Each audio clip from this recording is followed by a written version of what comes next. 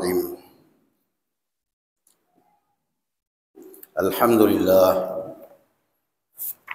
نحمده تعالى ونستعينه ونستغفره ونعوذ بالله من شرور أنفسنا وسيئات أعمالنا من يهده الله فلا مضل له ومن يضلل فلا هادي له أشهد أن لا إله إلا الله وحده لا شريك له وأشهد أن محمدا عبده ورسوله لا نبي بعده يا أيها الذين آمنوا اتقوا الله حق تقاته ولا تموتن إلا وأنتم مسلمون يا أيها الناس اتقوا ربكم الذي خلقكم من نفس واحدة وخلق منها زوجها وبث منهما رجالا كثيرا ونساء واتقوا الله الذي تساءلون به والأرحام إن الله كان عليكم رقيبا أما بعد الحمد لله puji dan syukur kita panjatkan kehadirat Allah Subhanahu wa taala. Salawat serta salam semoga tercurahkan kepada Nabi kita Muhammad sallallahu alaihi wa ala alihi wasallam, pada keluarga beliau dan para sahabatnya serta para pengikutnya ila yaumiddin. Kabair yang terakhir yang kita baca barakallahu fikum ya ikhwan adalah masih kabair yang keenam di antara dosa-dosa besar. Yang keenam adalah uququl walidain, durhaka kepada kedua orang tua. Kita sudah membaca muqaddimah dan juga beberapa hadis.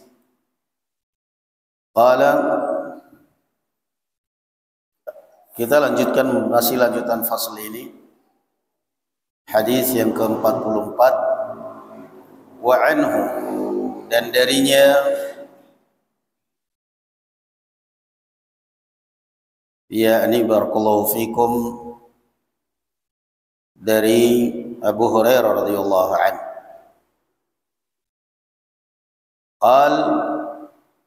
Qala Rasulullah sallallahu alaihi wa ala alihi wasallam,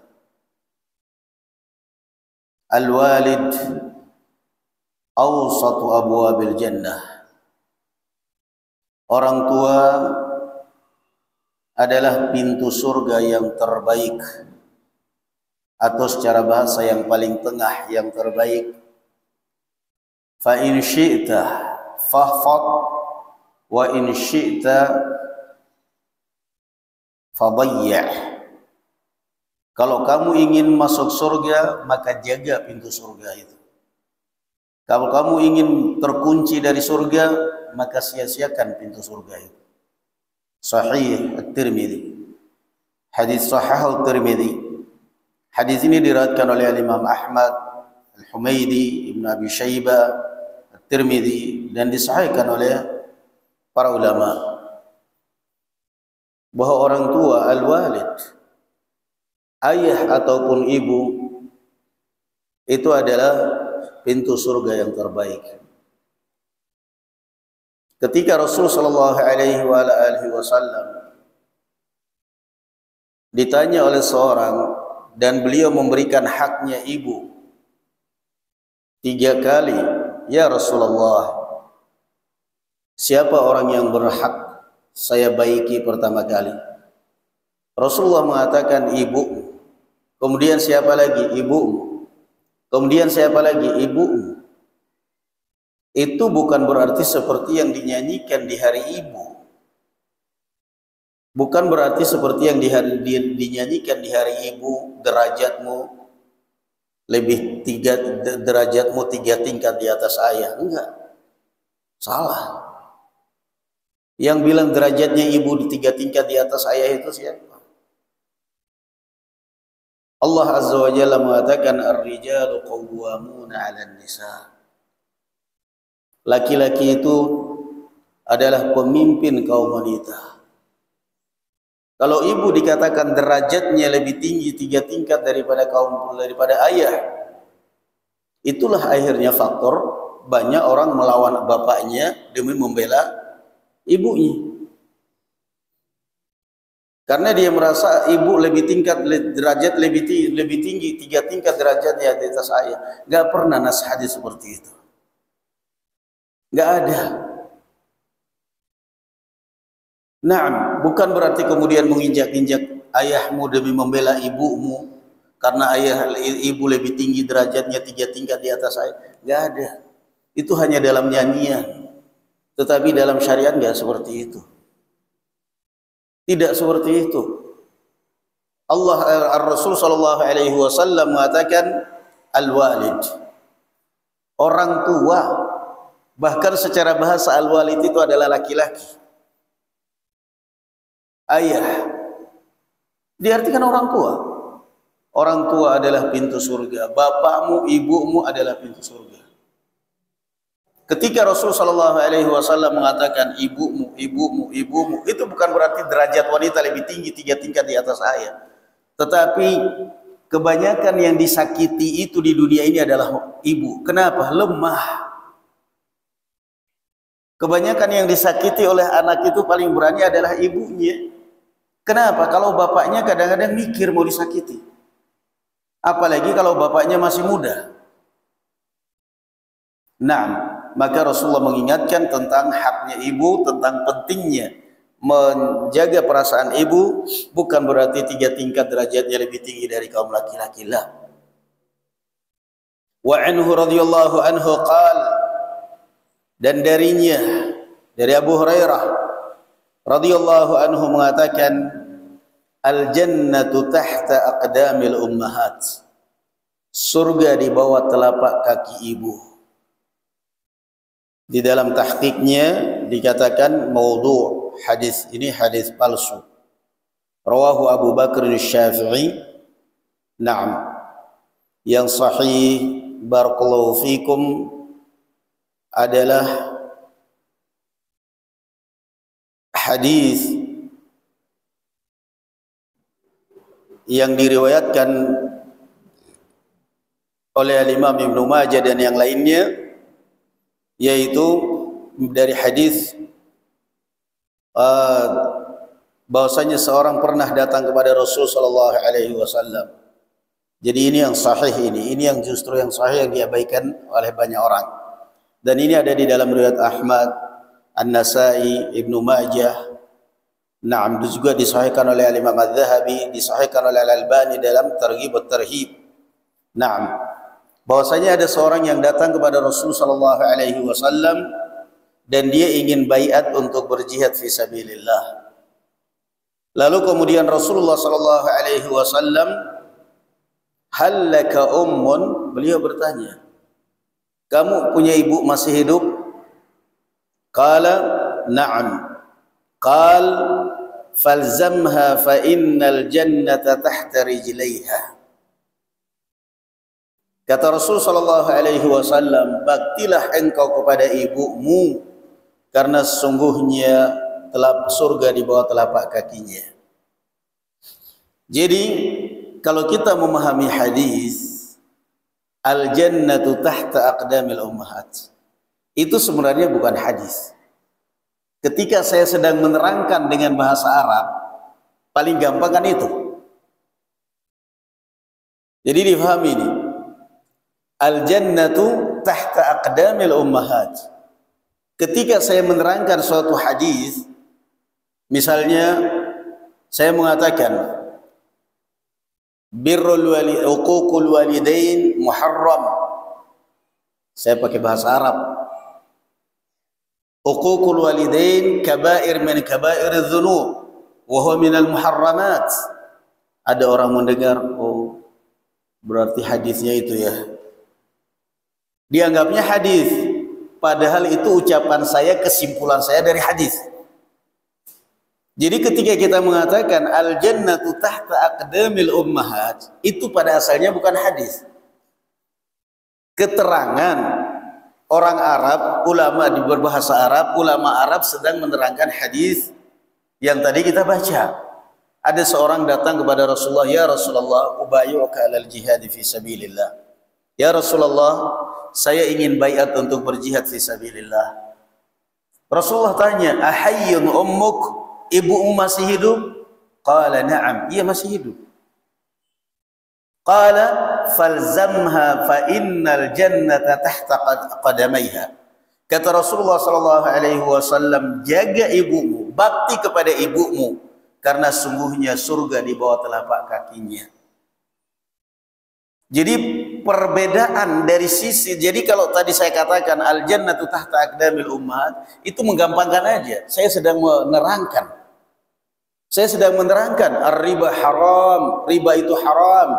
Dalilnya ini. Dipeganglah ucapan saya ar-riba haram, dikiranya apa? Hadis. Jadi ketika kita mengatakan al jannatu tahta aqdamil ummahat, apa itu hadis? Bukan. Hadis palsu.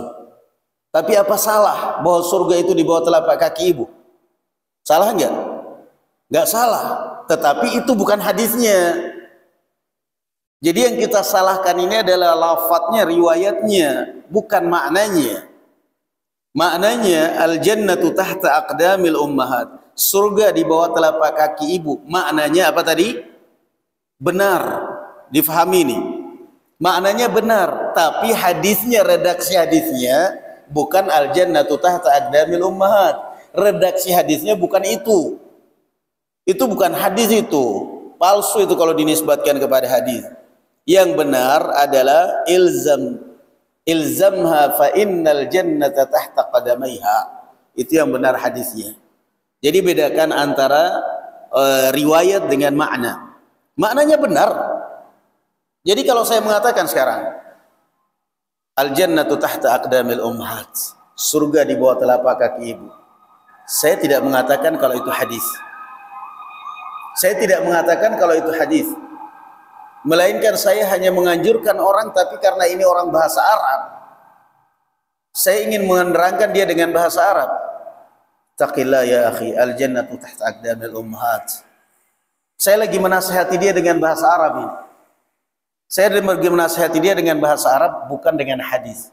Saya katakan, ittaqillah ya akhi, kamu bertakwa kepada Allah ya akhi. Al jannatu tahta aqdamil ummahat, surga di bawah telapak kaki ibu. Saya nggak salah. Karena yang salah kalau saya mengatakan apa? Rasul sallallahu alaihi wasallam yaqul al jannatu tahta aqdamil ummahat. Saya salah kalau di situ. Kenapa saya menisbatkan sesuatu yang tidak diucapkan oleh Rasul? Tapi kalau saya sekedar nasihatin dia, apalagi kemudian saya bacakan hadisnya, hadis begini-begini, tidak ada salah. Nah, itu yang harus difahami. Barakallahu fikum. Qala wa ja'ahu rajulun yasta'dhinu fil jihad ma'ahu faqala ahayyun walidak? Qala na'am. Ada orang yang datang kepada Rasulullah minta izin untuk berjihad fi sabilillah. Rasulullah tanya, apakah kedua orang tuamu masih hidup? Qala na'am. Orang ini mengatakan iya. Qala fa fihi ma fajahid. Maka Rasulullah sallallahu alaihi wasallam mengatakan, kamu ingin berjihad fi sabilillah, baktilah kamu pada kedua orang tua kamu. Subhanallah. Siapa sih orang yang paling berjasa dalam hidup kita ini kalau bukan orang tua kita? Orang tua kita lah yang paling berjasa.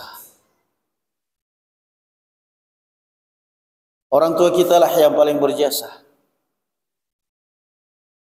Siapa yang paling berjasa dalam hidup kita? Apakah ibu kita atau bapak kita? Dua-duanya. Dua-duanya. Bedanya kalau ibu kita pakai baper, pakai perasaan, kalau ayah kita pakai akal.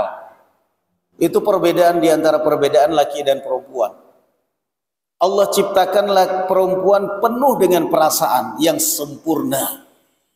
Allah ciptakan laki-laki penuh dengan akal yang sempurna. Makanya barakallahu fikum, kadang-kadang ibu kita hanya pakai perasaan. Pakai perasaan. Ya, kamu jangan durhaka kepada ibu ya nak. Ibumu ini Masya Allah dari dulu saya sudah membesarkan kalian. Dari dulu dari kecil saya sudah membesarkan kalian. Saya disakitin oleh bapak kalian. Bapak kalian selalu mendolimi saya, bapak kalian, bapak kalian, bapak kalian. Secara akal, secara logika, lah ibu membesarkan saya dari kecil dari hasil keringat siapa, Bu? Ibu kerja apa? Ibu membesarkan saya dari kecil dari hasil keringat siapa? Ibu pada saat mengandungi saya, pada saat melahirkan saya, lemah, sakit, itu ibu bisa mengeluarkan susu, air susu. Ibu bisa makan, itu dari hasil keringat siapa? Dari hasil keringat ayah saya. Bedanya sekali lagi, kalau laki-laki, paling-paling dia nggak bakal curhat kepada anaknya, ambil motor sana di kolong jembatan, nangis. Kalau nggak di pos kamling, tidur stres. Capeknya kerja seperti ini, pulang-pulang bukannya selamat, bukannya ahlan wa sahlan, bukannya disambut baik sama istri sama anak, malah dimusuhin. Ya nasib, ya nasib. Itu bedanya. Perempuan pakai perasaan, laki-laki pakai akal. Yang namanya rumah, ketika ayah meninggal, anak kecil dinamakan siapa? Anak yatim. Tapi kalau ibu meninggal, yatim bukan? Enggak. Jadi itulah bedanya. Perempuan pakai perasaan, laki-laki pakai akal. Sehingga si perempuan itu paling gampang curhat kepada anaknya. Siapa yang dicurhatin? Suaminya, bapaknya, anak-anaknya. Tolong ya nak, jaga ibumu dari kecil. Saya ini sudah disakitin oleh ayah kalian. Saya ini begini, tolong ya nak, jangan sampai kalian ikut-ikutan menyakitin saya. Iya bu, iya bu. Padahal ini kan orang tua ibu yang bodoh sebenarnya. Terus terang aja, kalau ada yang tersinggung, ibu-ibu yang tersinggung ya biar tobat, kan begitu. Ini ibu yang bodoh. Ini kan ibu yang mengadu domba. Nah sekarang seorang ayah, apa mau balas seperti itu? Enggak bakal. Kecuali kalau ayah yang bodoh juga. Tapi kalau ayah yang berakal, biarkan saya ngalah demi untuk anak-anak saya. Biarkan saya yang dibenci demi untuk anak-anak saya. Karena kalau saya melawan anak-anak saya, akhirnya mungkin melawan ibunya, melawan orang tuanya, mereka dosa. Udah biar saya sabar. Suatu saat mereka akan sadar. Selesai. Jadi perhatikan itu, barakallahu fikum. Bukan berarti jangan pernah Anda sebagai orang tua jadikan anak-anakmu sebagai tempat curhat. Jangan pernah Anda sebagai orang tua jadikan anakmu, menantumu, cucumu sebagai tempat curhat. Karena itu sama aja memecah belah anak-anakmu. Memecah belah anak-anakmu. Akhirnya sebagian anaknya ada yang percaya, ada yang tidak, dan akhirnya anaknya sendiri yang berantem juga. Nauzubillah. Hadits qala wa qal Thayyib, dan di dalam wa anhu, dan juga dari Abu Hurairah, beliau mengatakan, ummaka wa abaka wa ukhtak wa akhaka wa adnaka adnak.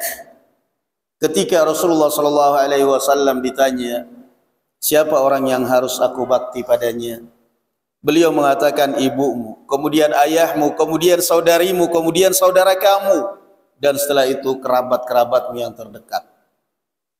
Dan itulah bimbingan Islam ya ikhwan, barakallahu fikum. Merangkul, Islam ini merangkul. Antum ngaji, antum ta'lim, ada saudara antum, ada saudari antum, ada bibi antum, ada keponakan, ada ini yang belum kenal sunnah, jangan pernah dimusuhi. Islam ini merangkul, bukan memukul. Islam ini menggandeng, bukan menendang. Antum merangkul. Jangan pernah bermimpi dan berpikir kalau sudah satu manhaj, kalau sudah mau ngaji, kalau udah kenal sunnah baru saya anggap keluarga, baru kita akrabin. Salah.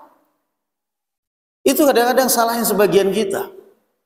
Kalau sudah ngaji, kalau sudah ta'lim, semua keluarga disikapin dengan alasan belum kenal sunnah, dan itu salah besar ya ikhwan, barakallahu fikum. Rasul SAW hidup satu atap dengan Abu Talib. Abu Thalib kenal sunnah atau kenal Islam atau enggak sama sekali? Hah? Sama sekali enggak. Kenal Islam tapi enggak mau masuk Islam, itu Abu Thalib. Apa Rasulullah SAW membenci dia? Enggak sama sekali. Bahkan ketika meninggal, Allah Azza wa Jalla membongkar hati Nabi kita Muhammad sallallahu alaihi wasallam, innaka la tahdi man ahbabt walakinnallaha yahdi man yasha. Sesungguhnya engkau wahai Muhammad tidak dapat memberi hidayah kepada orang yang engkau cintai sekalipun. Ternyata Rasul sallallahu alaihi wasallam, kata Allah Azza wa Jalla, mencintai siapa? Pamannya Abu Thalib. Walakinnallaha yahdi man yasha. Namun Allah lah yang memberi hidayah pada siapa yang dikehendaki. Kata Al-Allamah Ibnu Utsaimin rahimahullahu taala pada saat menafsirkan ayat ini, qala ba'dul ulama ay ahbabta hidayata. Sebagian ulama mengatakan makna daripada yang engkau cintai, maknanya yang engkau cintai hidayahnya. Artinya Rasul sallallahu alaihi wasallam bukan mencintai pamannya yang kafir, yang enggak masuk Islam, tapi mencintai hidayah untuk siapa? Pamannya. Tapi beliau meluruskan, Syekh Al-Allamah Ibnu Utsaimin rahimahullah taala meluruskan, wa hadza ba'id, ini jauh. Wa yabqa al-ayatu ala zahiriha, dan tidak ada salahnya ayat kita fahami secara tekstual bahwasanya Rasulullah sallallahu alaihi wasallam mencintai pamannya Abu Thalib, dan ini tidak tercela. Kenapa? Li'annaha mahabbatun jibilliyah, karena ini adalah mahabbah, cinta yang memang tabiat manusia, cinta pada keluarganya. Tabiat manusia cinta pada keluarga, sekalipun berbeda agama, berbeda aliran, itu tabiat manusia. Maka kalau antum kemudian dengan ngaji malah benci keluarga karena belum kenal sunnah, itu keluar dari tabiat itu dah. Hah? Ntar kalau udah satu manhaj baru senyum, baru salaman, baru ini. Manhaj apa itu? Manhaj iblis atau manhaj apa? Salah kita. Maka fahami agama, udkhulu fis silmi kafah. Udkhulu fis silmi kafah. Islam merangkul. Jangan pernah kemudian setelah ngaji lain sikapnya di dalam rumah belum kenal sunnah. Bibinya yang nggak pakai jilbab nggak mau dilihat, padahal bibinya mahram, nggak mau disalamin, belum kenal sunnah. Cuy, ya salah dong. Memang antum itu siapa? Islam ini merangkul ya ikhwan, barakallahu fikum. Kalau Rasulullah sallallahu alaihi wasallam bersikap seperti itu, nggak ada orang yang masuk Islam. Makanya justru dengan kita ngaji, dengan kita belajar ya ikhwan, justru kita harusnya menjadi lentera di dalam rumah, bukan menjadi pengacau. Rangkul. Rasul sallallahu alaihi wasallam ditanya, ya Rasulullah, man ahaqqun nas bi husni sahabati ya Rasulullah, siapa orang yang harus saya bakti padanya? Beliau mengatakan ummak, ibumu, summa abak, kemudian ayahmu, summa akhak, saudari kamu, summa ukhtak, summa adnak, saudara kamu, kemudian saudara kerabat, karib kerabat kamu. Rangkul mereka semuanya. Jangan pernah menganggap mereka sebagai musuh. Jangan pernah menganggap mereka sebagai orang yang, apalagi sampai berpikiran mereka ini calon-calon penghuni neraka jahanam. Salah. Di dalam kitab Al-Adabul Mufrad, Al-Imam Al-Bukhari rahimahullah ta'ala membikin bab silaturrahimi al-fajir, bab anjuran untuk menyambung hubungan kekeluargaan, hubungan silaturahmi dengan keluarga yang fajir, dengan keluarga yang kafir. Beliau kemudian menyebutkan riwayat Umar bin Khattab radhiyallahu anhu arda, ketika beliau memberikan hadiah kepada saudaranya yang masih kafir di Makkah. Maka ini tauladan bagi kita. Jangan angkuh di dalam rumah. Keluarga kita yang belum kenal sunnah, justru kita ramah kepada mereka. Kita tunjukkan, ini loh sunnah itu ramah, ini loh sunnah itu mengayomin, ini loh sunnah itu. Sehingga mereka merasa nyaman dengan kita. Mereka merasa nyaman dengan kita. Kadang-kadang kita pulang dari pondok, anak-anak kita kadang pulang dari pondok, sudah nggak mau berkunjung ke pamannya, sudah nggak mau berkunjung ke bibinya, sudah nggak mau berkunjung ke ponakannya, sepupunya. Kenapa? Yalah, paling mereka lagi main judi, lagi minum-minuman lagi. Terus maunya apa kamu? Sementara dakwah itu pertama kali kita utamakan apa? Keluarga. Wa anzir ashiratakal aqrabin. Bagaimana kita bisa mengajak mereka dan mendakwai mereka kalau mereka sudah antipati duluan dengan kelakuan kita? Kalau mereka sudah jauh dari kita karena kita selalu menyesatkan mereka, kan enggak? Maka itu diperhatikan ya ikhwan. Wasiat Rasul sallallahu alaihi wasallam. Summa adnak. Nah, jadi bukan berarti manhaj itu, kalau sudah manhaj itu berarti manhaj muka seram, bukan. Manhaj kalau udah pulang ke rumah salah, bid'ah, jangan ya ikhwan. Justru kita harus rangkul, barakallahu fikum. Jadi kayak kadang-kadang saya ketahuan diri ngelihat, kadang sebagian, kenapa sebagian orang kok kalau udah ngaji kayak seram banget dalam rumah. Padahal kalau kita enggak dulu gitu. Pulang dari pondok, paman-paman saya itu, adik-adiknya ibu saya, laki-laki berapa orang, 8 atau 6 orang tuh. Kerjanya apa? Pemabuk, minum-minuman. Kalau udah ngumpul buah sampai mabuk, sampai teler. Pulang dari pondok ke rumah mereka, ziarah ke rumah mereka, kedengaran suara gelas sama gambus, berkunjung lagi minum-minum, kedengaran. Assalamualaikum, waalaikumsalam. Sembunyikan, cepat-cepat disembunyikan minumannya. Ustaz datang itu padahal paman kita. Subhanallah, mereka segan itu aja sudah luar biasa itu. Padahal siapa kita? Ponakannya. Begitu masuk, kelihatan masih basah di lantai bekas minum. Kalian gimana sih? Orang itu kalau ada tamu, minuman dikeluarin. Lah kalian ada tamu malah minuman diumpetin. Ketawa semua. Tehnya kita lain ini. Tehnya kita lain. Udah ngobrol aja, ngobrol. Jadi itulah agama ya kawan, barakallahu fikum. Jangan seram. Jangan merasa bahwa keluarga kamu yang nggak kenal sunnah itu adalah musuh. Justru itu adalah lahan dakwah kamu. Justru itu adalah kesempatan kamu untuk mengajak mereka kepada kebenaran. Bagaimana cara mengajak mereka pada kebenaran? Pertama, jangan pernah memposisikan mereka sebagai musuh. Sambung hubungan silaturahmi dengan mereka. Tunjukkan akhlak mulia di hadapan mereka. Tunjukkan penghormatan, penghargaan kepada mereka. Tunjukkan bahwa Anda menghargai dan menghormati mereka. Karena pada saat mereka melihat kamu penampilan berbeda, itu mereka sudah minder. Sudah minder. Maka kalau kamu menampakkan sikap, mereka tambah jauh. Akhirnya minder, lama-kelamaan berubah jadi kebencian. Berarti apa? Kamu yang harus mulai duluan. Mengakrabi mereka, mendekati mereka. Summa adnaka.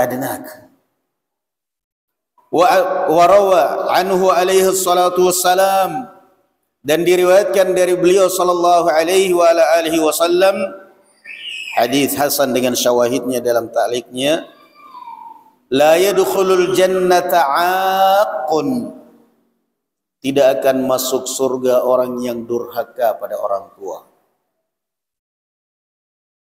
Wala mannan, yang kedua orang yang mannan. Mannan itu suka mengungkit-ungkit pemberian. Mannan, suka mengungkit-ungkit pemberian.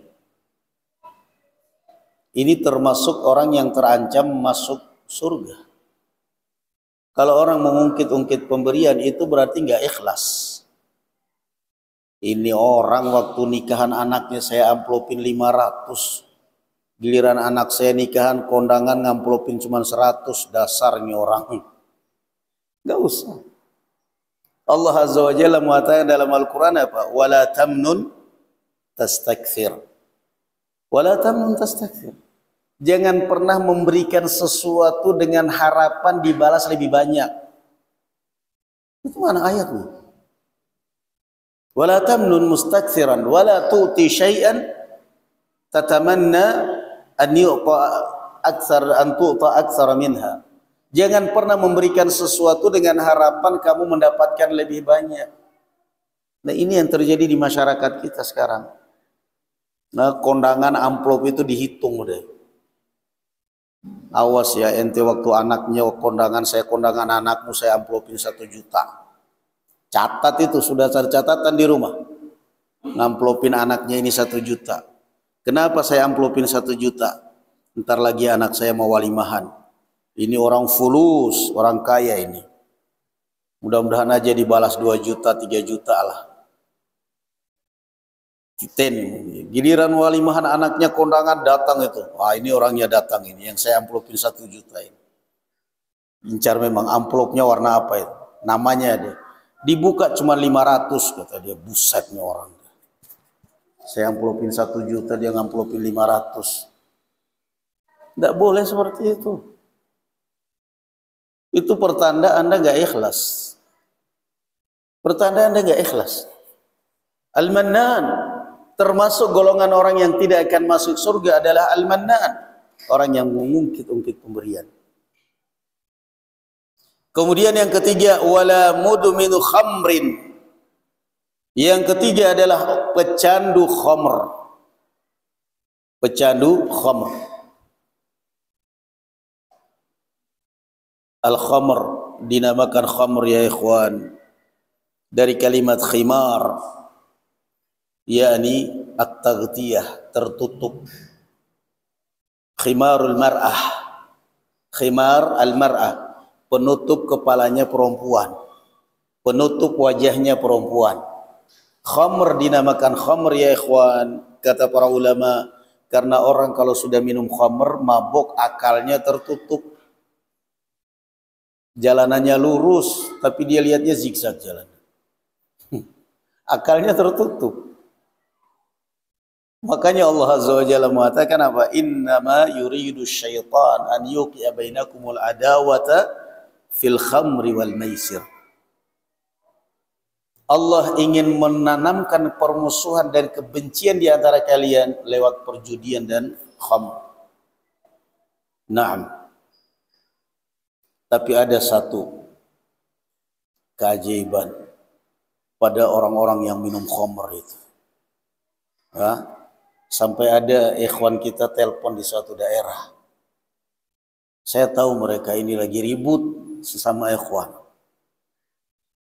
Ini mereka telepon minta nasihat. Saya cuma satu. Yang jelas terserah kalian mau nurut sama saya apa enggak. Yang jelas tolong dengarkan, jangan sampai kalian diketawain para pemabuk anak-anak muda di kampung itu. Kenapa Ustaz maksudnya? Mereka anak-anak muda di kampung itu, para pemabuk, mereka kalau sudah minum, mabuk, itu sampai jotos-jotosan, mereka sampai berdarah kadang.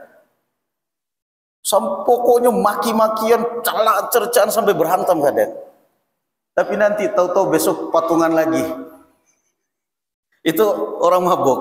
Masya Allah mereka. Ayo, lu berapa? Ini saya ada 10.000, 20.000. Ayo, beli lagi, duduk lagi di pos kamling, gaplek lagi, minum lagi. Minum begitu mabuk, berantem ribut. Besok kumpul lagi kayak gitu. Sampai RT-nya nyerah. Pak RT itu tengkar lagi, biarin. Paling besok mereka damai lagi, udah biarin. Jangan sampai kalian diketawain oleh mereka. Mereka pemabuk kerjaannya, tapi mereka berhantam gampang akur. Masa kalian bawa agama sekali dendam-dendam ke Sumat? Malu nggak kalian? Udah wassalam aja udah. Jadi kadang-kadang kalau kita lihat, ternyata mabuk agama lebih berat daripada mabuk khamr.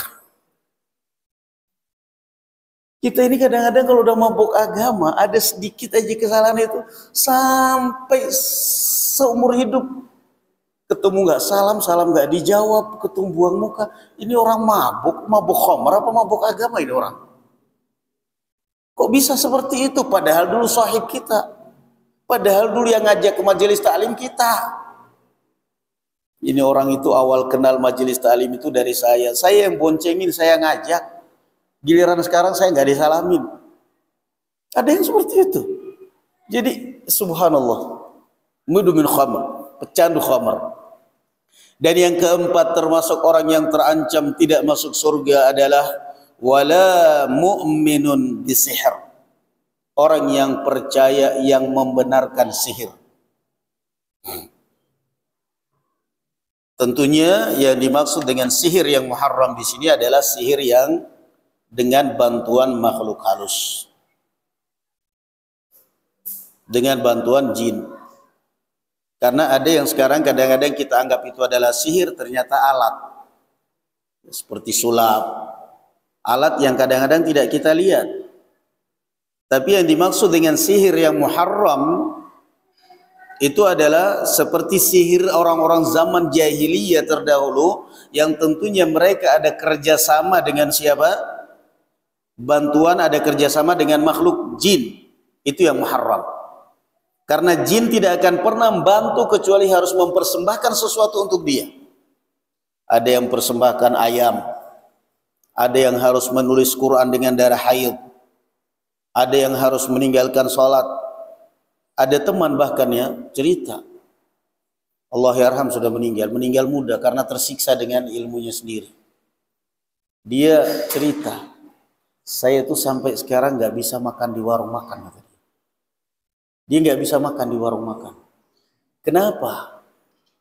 Dia cerita, dulu dia belajar ilmu kanuragan. Sudah ada berapa, dia harus melewati 7 ritual, itu baru bisa diakui, baru bisa sah. Dia ritual pertama dia lewati, ritual kedua dia lewati, ritual ketiga sudah nggak sanggup. Apa ritual ketiga? Harus makan daging kucing. Harus makan daging kucing. Saya udah nggak sanggup, keluar dia. Dia sudah keluar dari perguruan itu, tapi dia sudah melewati 2 level aja. Artinya sudah ada titipan di dalam tubuhnya dari eyangnya itu. Jadi kata dia, saya nggak pernah bisa makan di warung makan. Kenapa? Saya lihat, nampak di kasat mata saya, bagaimana itu orang-orang yang makan tidak baca bismillah. Setan ikut makan, ngiler, muntah di piringnya. Gimana saya bisa makan? Saya nggak bisa makan dong, liatin ini. Kalau kita kan aman aja kan, kita makan bakso di sini di depan kita makan baca bismillah, nggak peduli, yang penting kita lihat manusia, enak aja. Tapi kalau dia melihat istilah apa namanya, punya indera keenam, dia melihat. Jadi bukan kebanggaan orang punya indera keenam bisa melihat, bisa tidak, justru tersiksa hidupnya. Di rumah pun begitu, anaknya, istrinya makan nggak baca bismillah, terlihat kata dia. Jadi apakah ini mitos atau was-was dari dia? Enggak, ini bukan mitos, bukan was-was. Kenapa? Rasul Shallallahu Alaihi Wasallam pernah mengatakan, ketika ada seorang makan, tiba-tiba di tengah makan dia mengatakan apa? Bismillahi awwalahu wa akhirahu, atau fi awwalihi wa akhirihi. Rasulullah mengatakan, ini orang dari tadi makan bersama setan, makan ditemani oleh setan. Ketika dia baca bismillah, dimuntahkan semua itu. Lah, muntah setan, kita kan nggak lihat, makan aja santai. Lah, tapi kalau ada orang makan nggak baca bismillah, dilihat, begitu baca setan ikut makan, begitu baca bismillah di tengah muntah. Siapa yang bisa makan kayak gitu? Doyan makan nggak kamu makan di depanmu ada orang muntah? Jadi tersiksa sendiri akhirnya dia. Jadi sihir yang dimaksud di sini, barakallahu fikum ya ikhwan, sihir yang muharramat adalah sihir dengan bantuan syaitan, dengan bantuan jin. Wa yata'allamuna minhuma ma yufarriquna bihi bainal mar'i wa zawji. Itu yang dimaksud dengan sihir yang muharramat, bukan dengan alat. Kemudian yang berikutnya, waqala, karena sihir itu kan artinya cara yang halus, melakukan, merubah sesuatu dengan cara yang halus, itu sihir. Sehingga kadang-kadang dengan alat, seorang wanita misalnya, apa boleh seorang wanita menyihir suaminya supaya suaminya nggak kemana-mana? Boleh. Tapi sihirnya sihir yang halal. Apa sihir yang halal? Suaminya disayang, dandan di depan suami, lembut, dilayani, itu sihir yang halal. Tapi kalau sihir yang haram, kadang-kadang sampai orang mati-matian cari mbah dukun. Mbah, tolong mbah, apa itu? Saya minta pengasih supaya suami saya kelepak-kelepak ke saya. Jangan kemana-mana.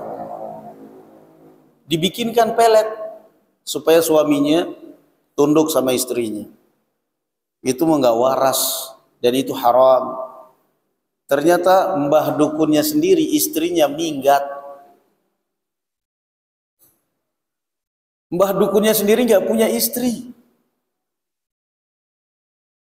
Mbah putrinya mana mbah? Minggat nak. Udah lama kabur ke rumah orang tuanya. Innalillah. Terus ngapain saya datang ke sini? Mbah dukun sendiri enggak bisa melet istrinya. Jadi kadang-kadang orang enggak waras.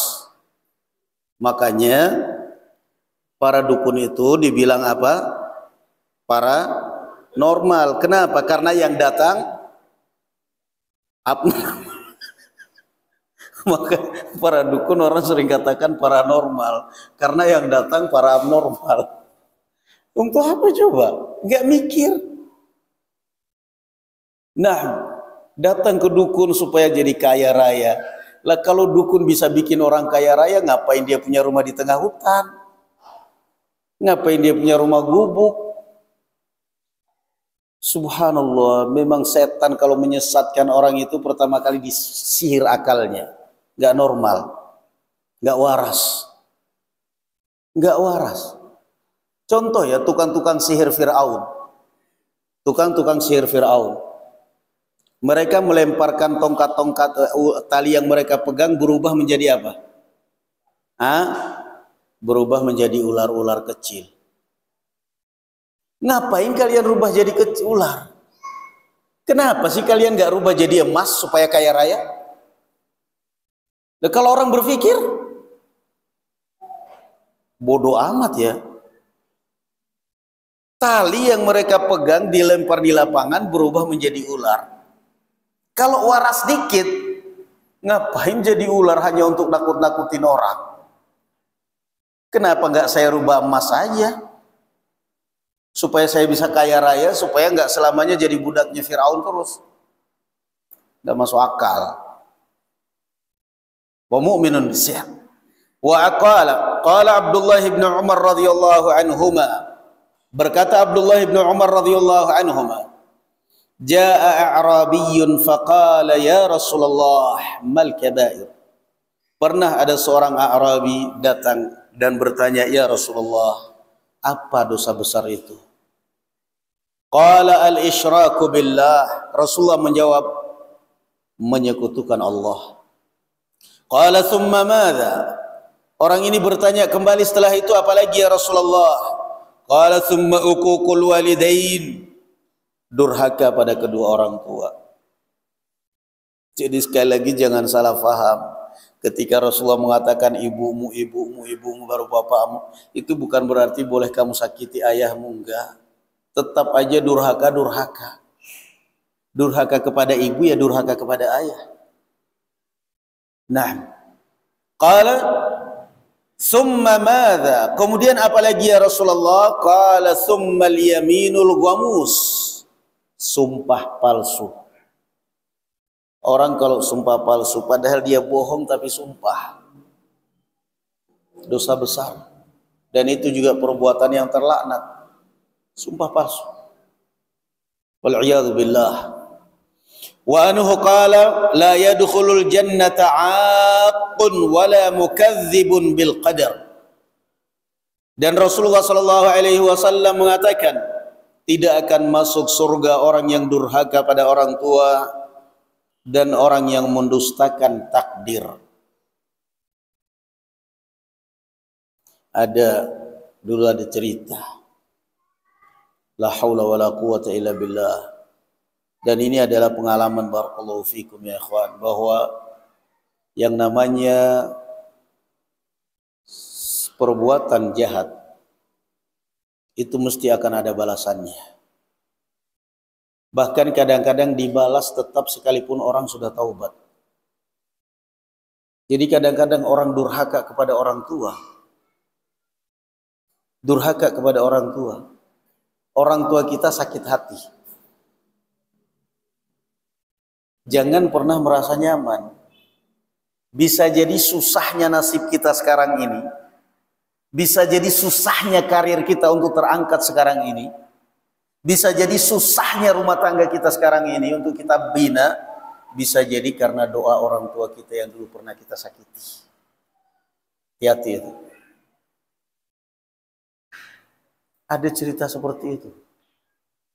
Seorang mahasiswa, pengusaha, mahasiswa tapi udah kaya raya karena dia sukses. Kan kata orang kalau anak jadi kaya, kalau anak kaya orang tua jadi budak. Orang tua kaya anak jadi raja. Sudah, anak muda kaya, ibunya ya nggak pernah mendengar, bahkan disentak, dimarahin. Ibunya nitip doa satu kali aja. Ya Allah nak, mudah-mudahan kamu tidak punya anak selama-lamanya biar kamu nggak merasakan disakitin anak. Ya Allah, subhanallah. Masya Allah.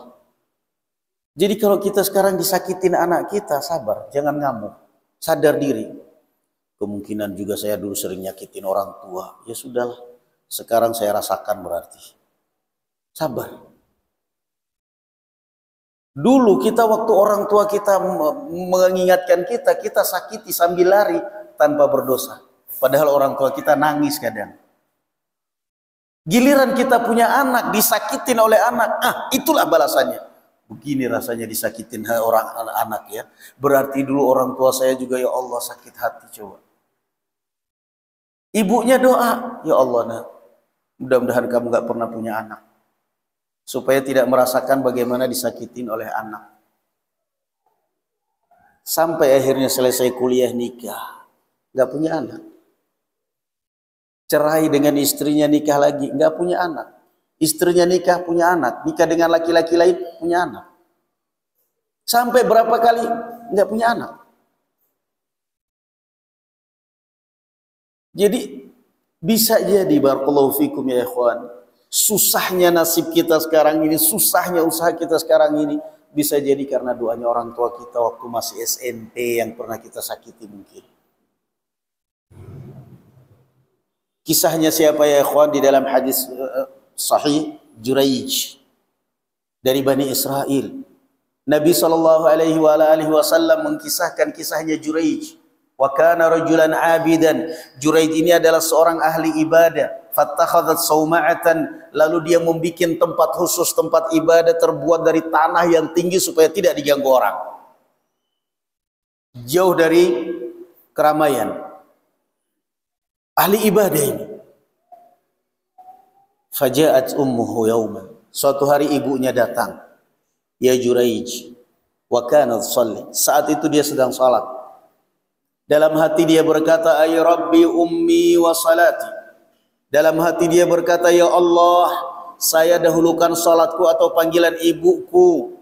Karena ini orang ahli ibadah tanpa ilmu, maka dia lanjutkan salatnya, dia abaikan panggilan ibunya. Ibunya sakit hati pula. Esok hari datang lagi ibunya, ya Juraij, memanggil wahai Juraij. Tetap melanjutkan salatnya, tidak peduli dengan panggilan ibunya. Esok hari ibunya datang lagi memanggil, dia sedang salat, maka dia tetap melanjutkan salat, tidak peduli dengan panggilan ibunya. Ibunya sakit hati dan mengatakan, Allahumma la tumithu hatta yanzura ila wujuhil mumishat. Ya Allah, jangan engkau matikan anak ini sebelum dia bertemu dengan wanita-wanita lacur. Titip doa seperti itu ibunya. Titip doa seperti itu. Lalu pergi ibunya. Kapan doa ibunya makbul ya ikhwan? Setahun kemudian. Setahun kemudian. Maka kemudian mulailah ini proses terkabulnya doanya Juraij ini, mulai proses ini. Proses terkabulnya doanya ibunya Juraij apa? Rasulullah menceritakan, fatadzakarat banu Israil Juraijan wa ibadata. Suatu saat Bani Israel sedang memperbincangkan ibadahnya Juraij. Luar biasa ini orang taat, orang takwa orang ini. Wa marrat bagiyun min bagaya Bani Israil yutamatsalu laha fil husn. Saat Bani Israel sedang memperbincangkan Juraij, lewat seorang wanita pelacur yang sangat cantik. Faqalat in syi'tum la uftinanna. Lalu si wanita pelacur ini mengatakan, kalau kalian setuju dan sepakat dengan saya bikin Juraij terfitnah, bagaimana? Qalu if'ali. Mereka mengatakan, lakukan. Si wanita pelacur ini kemudian datang menawarkan dirinya kepada Juraij, lam yaltafit ilaiha. Sama sekali Juraij melirik aja enggak. Melirik aja enggak Juraij. Kebetulan di bawah tempat ibadahnya Juraij ada seorang penggembala kambing yang kalau siang menggembalakan kambing, malam tidur di situ istirahat di bawah tempat ibadahnya Juraij. Maka fa'aradat nafsaha ilaih. Maka si wanita pelacur ini menawarkan diri kepada si penggembala kambing ini. Kata si penggembala kambing, ya kesempatan tidak terulang kedua kali, kata dia. Nauzubillah. Tidur bareng, kumpul kebo di situ sampai hamil, sampai melahirkan. Ya ilaha illallah, betapa sabarnya wanita cantik mau dengan penggembala kambing hanya untuk apa? Memfitnah. Sampai hamil. Setelah hamil, dia kemudian kembali ke Bani Israel sambil bawa anak. Ditanya, dari mana anakmu ini? Dia mengatakan dari Juraij, dari hasil hubungan saya dengan Juraij. Maka Bani Israel pun marah kepada Juraij. Mereka menurunkan Juraij dari tempat ibadahnya, dihancurkan tempat ibadahnya, digebukin Juraijnya. Faqalah ma bikum ma lakum. Juraij bertanya, apa ini? Ada apa ini? Apa dosa saya? Apa dosa saya tiba-tiba kalian ngamuk? Apa kata Bani Israel? Zanaita bihadhil mar'ati fawaladat mink. Kata Bani Israel, kamu jangan pura-pura bego. Kamu sudah berzina dengan perempuan ini sampai punya anak, masih aja tanya dosa saya apa? Subhanallah. Akibat doanya siapa ini? Doanya ibu. Maka ini pelajaran ya ikhwan. Saya terus terang, kalau saya udah cerita hadis ini, masya Allah, saya terus terang takut sendiri gitu.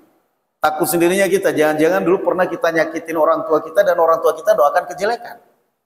Karena bisa jadi kita akan rasakan imbasnya sekarang. Namanya anak kan, apalagi kita dulu zaman kita SMP, SMA coba. Mungkin orang tua kita pernah nyumpahin kita. Mungkin orang tua kita pernah kita langkahin makannya. Mungkin orang tua pernah kita kurang ajari dan akhirnya dia ceplos doakan kejelekan pada kita. Gak tahu kita. Maka kesempatan kalau orang tua kita masih hidup, baktilah kepada mereka, ambil hati mereka, minta kepada mereka, tolong doakan mah, tolong doakan biar saya sukses, tolong doakan biar saya bahagia, tolong doakan biar anak-anak saya jadi anak yang soleh semuanya. 1 tahun kemudian, Juraij kemudian mengatakan, da'uni arka' raka'atain. Kata Juraij, biarkan, tolong saya dikasih kesempatan sholat 2 rakaat. Dia minta petunjuk kepada Allah Subhanahu wa taala, ya Allah, apa yang harus saya lakukan ini? Saya terjepit ya Allah. Apa yang harus saya lakukan? Saya akan menyembah, saya tidak pernah berbuat, saya tidak pernah berzina, tapi saya dituduh seperti ini dan buktinya ada anaknya. Saya harus bicara apa? Siapa saksi saya? Saya harus lari kemana? Dia sholat 2 rakaat. Di dalam sholat Allah Azza wa Jalla memberikan petunjuk kepadanya. Setelah sholat, kemudian dihampirinya bayi ini dan kemudian menusuk pinggangnya dengan jarinya. Ya gulam, mana abuk? Wahai anak, wahai bayi, berkatalah, siapa sebenarnya ayah kamu? Ini termasuk salah satu bayi yang berbicara bayinya yang dituduhkan kepada Juraij. Qala fulan ar-ra'i. Kata bayi ini, ayah saya adalah fulan penggembala kambing. La ilaha illallah. Bayi berbicara. Siapa ayah dia sebenarnya? Fulan ar-ra'i. Lalu apa? Kemudian barakallahu fikum, akhirnya Bani Israel pun fa'aqbalu ila Juraijin faj'aluhu yuqabbilunah. Mereka pun merangkul Juraij, mencium Juraij. Bani Israel pun merangkul, minta maaf kepada Juraij. Bahkan mereka mengatakan kepada Juraij, nabni sawma'taka min dhahab. Kami akan kembalikan tempat ibadah kamu dari emas. Kami akan bangun dari emas, bukan dari tanah. Qala la a'iduha kama kanat. Kata Juraid, enggak, saya enggak butuh emas. Kembalikan seperti semula dari tanah. Setelah itu Juraid kemudian berjalan. Jalan lewat di depan wanita-wanita pelacur, wanita-wanita penzina. Kemudian dia tersenyum. Juraid tersenyum. Ada yang bertanya, kenapa Anda tersenyum? Saya tersenyum. Saya ingat bahwa ini adalah semua akibat doa ibu saya. Subhanallah. Saya tersenyum bahwa ini adalah akibat doa ibu saya. Terkena imbasnya, terkena doa ibunya setelah 1 tahun kemudian. Jadi kalau kita disuguhkan dengan cerita-cerita yang entah benar apa enggaknya, wallahu alam, apa namanya, kayak malin kundang atau yang lainnya. Kalau kita sering disuguhkan dengan cerita-cerita itu, ada di dalam hadis, di dalam Riyadhus Shalihin ada, Babirul Walidain ada. Nah, itu kisah dari Rasul sallallahu alaihi wasallam yang enggak mungkin salah. Kisah seorang ahli ibadah dari Bani Israel yang bernama Juraij. Didoakan oleh ibunya, terkabul doanya 1 tahun kemudian. Maka di dalam hadis ini, dalam kisah ini, barakallahu fikum ya ikhwan, ada 2 pelajaran besar yang dapat kita ambil. Yang pertama, jangan pernah Anda sebagai orang tua mendoakan kejelekan kepada anak. Bisa jadi doamu tidak terkabulkan sekarang, tapi nanti. Jangan pernah kamu sebagai orang tua menyumpahin anakmu. Sekalipun anakmu menyakiti kamu, durhaka kepada kamu, doakan Allah yahdik. Doakan kebaikan. Jangan pernah doakan kejelekan. Rasulullah sallallahu alaihi wasallam mengatakan, "Salasatun la turaddu da'watuhum." 3 golongan manusia yang doanya tidak akan pernah tertolak. Salah satunya adalah doaul walid ala waladi. Salah satunya adalah doanya orang tua untuk anaknya.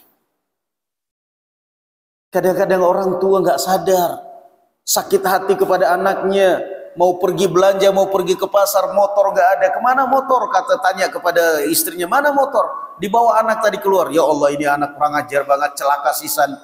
Nggak taunya dapat telepon dari kantor polisi, anakmu celaka. Makbul, hati-hati. Jangan sampai kita sebagai orang tua menyumpahin atau mendoakan kejelekan kepada anak kita.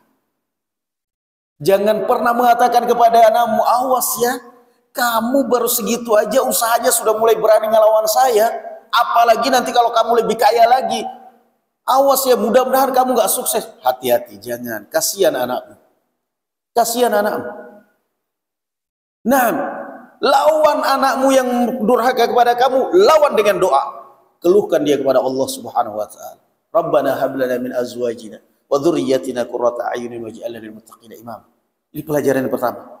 Jangan pernah Anda sebagai orang tua mendoakan kejelekan pada anakmu sekalipun kamu disakiti. Sabar. Nabi Nuh alaihi salatu wassalam enggak pernah mendoakan kejelekan pada anaknya. Padahal kafir jelas-jelas sampai sudah mau tenggelam pun dipanggil, ya bunayya arkam ma'ana. Wahai anakku, naik di atas kapal. Meninggal dalam kekafiran, masih aja berdoa kepada Allah, Rabbi inna ibni min ahli wa inna wa'dakal haq. Ya Allah, itu anakku ya Allah, itu buah hatiku, itu darah dagingku ya Allah. Jangan pernah. Pelajaran yang kedua, barakallahu fikum, sebagai anak, hati-hati. Jangan sampai orang tua kita mendoakan kejelekan. Nah, hati-hati dengan orang tua kita.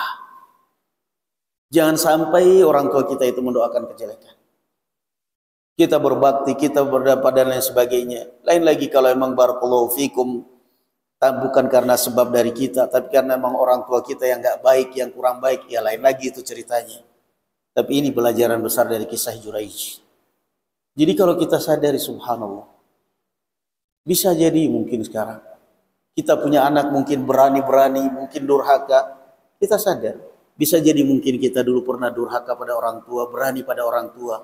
Sehingga orang tua kita pun mungkin, kalaupun dia tidak terucap di depan kita, mungkin terucap secara lesan. Ya Allah, nak, secara lesan tidak kedengaran ke kita. Mudah-mudahan suatu saat kamu merasakan apa yang saya rasakan. Begitu kita punya anak, kita merasakan. Maka sabar. Nah, ini kisah barakallahu fikum ya ikhwan, sangat agung. Kisah siapa tadi ya ikhwan? Ahli ibadah Bani Israel siapa tadi? Juraij. Kisah Juraij. Wa qataib.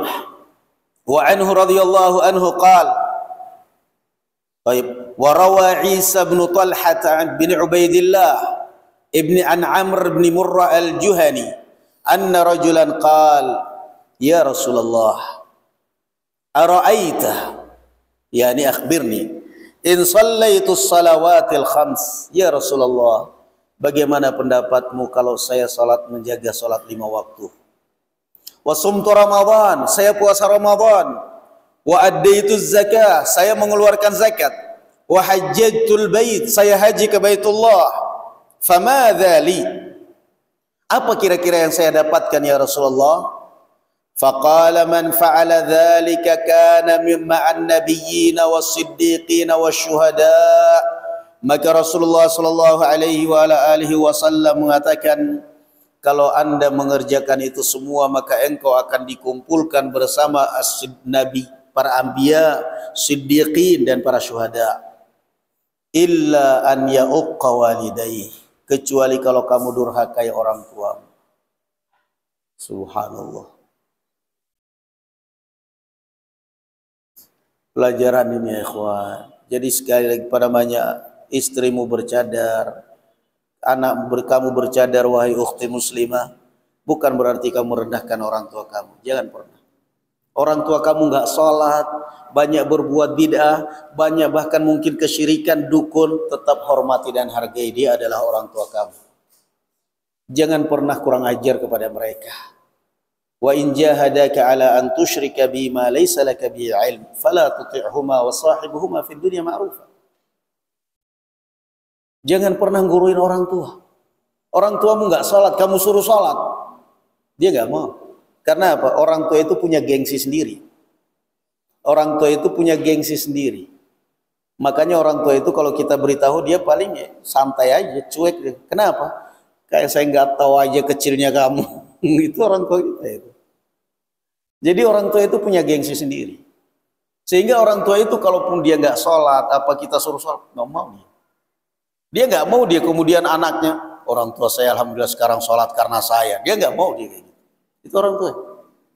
Makanya pentingnya kadang-kadang orang, Ustadz, bagaimana mengatasi orang tua yang keras kepala? Ini anak durhaka ini. Yang tanya seperti ini anak durhaka. Masa orang tuanya dibilang keras kepala? Lah kamu keras kepala, kamu lahir dari mana? Orang tua itu nggak keras kepala, kamu aja yang tidak bisa mensiasati dia. Kamu aja yang tidak bisa mensiasati dia.